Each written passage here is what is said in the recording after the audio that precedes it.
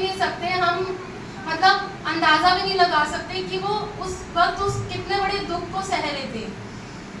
और उस समय वो बोल रहे थे मैं प्यासा हूँ। तो वहाँ रखे हुए एक बर्तन में जो सिरका था, वहाँ पर उन्होंने उसको सिरका स्पंज को सिरके में डुबोकर उसके मुंह को गीला किया। तब यीशु ने कहा कि वचन के अनुसार जब यीशु ने ये सिरका लिया तो कहा पूरा हुआ, और सिर झुकाकर अपना प्राण त्याग दिया।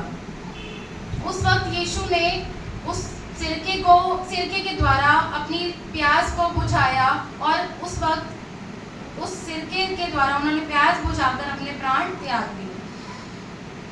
मतलब परमेश्वर की जो दुख और तकलीफ जो उन्होंने सही, जो उन्होंने मतलब पिछली चार वाणियों में हमने देखा कि उनके ऊपर कितने कोड़े मारे गए, कितने उन्होंने ताड़ना सही, कितने दुख सहे, और उनके साथ कितना कुछ गलत हुआ, लेकिन उसके बावजूद भी उन्होंने मतलब हार नहीं मानी। किस लिए? हमारे पापों के लिए। वो क्रूस पर इसीलिए चढ़ाए गए कि उनके बेटे बेटियां, उनके लोगों को कोई दुख ना उठाने पड़े आने वाले समय में।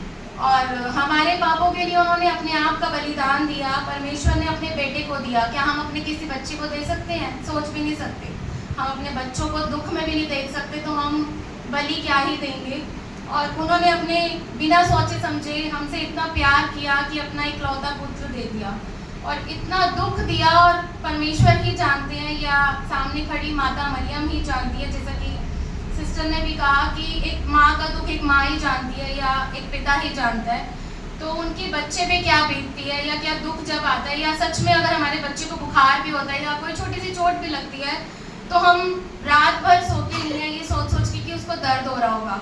तो यीशु मसीह कितना दर्द सह रहा था, कितना दुख सह रहा था, और उस वक्त उफ तक भी नहीं की उन्होंने। और उस दुख में उन्होंने उस मतलब पेशेंस रखे अपने अंदर, और सब चीज़ों को सहा, प्रॉब्लम्स को फेस किया।